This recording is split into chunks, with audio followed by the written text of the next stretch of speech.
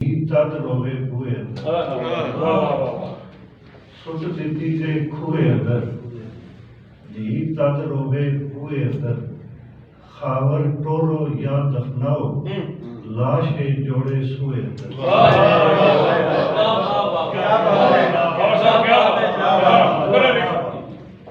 ਸੁੱਟ ਦਿੱਤੀ ਜੇ ਖੂਹੇ ਅੰਦਰ ਧੀ ਤਦ ਰੋਵੇ ਬੂਹੇ ਅੰਦਰ ਖਾਵਰ ਟੋਰੋ ਜਾਂ ਦਫਨਾਓ ਲਾਸ਼ ਹੈ ਜੋੜੇ ਸੂਏ ਅੰਦਰ ਰੀਜਾ ਨਾਲ ਜੇ ਪੱਕੀ ਹੋਵੇ ਰੀਜਾ ਨਾਲ ਜੇ ਪੱਕੀ ਹੋਵੇ ਅੱਧੀ ਪੂਰੀ ਨਾਲੋਂ ਚੰਗੀ ਰੀਜਾ ਨਾਲ ਜੇ ਪੱਕੀ ਹੋਵੇ ਅੱਧੀ ਪੂਰੀ ਨਾਲੋਂ ਚੰਗੀ ਮਾਂ ਦੇ ਹੱਥ ਦੀ ਸੁੱਕੀ ਰੋਟੀ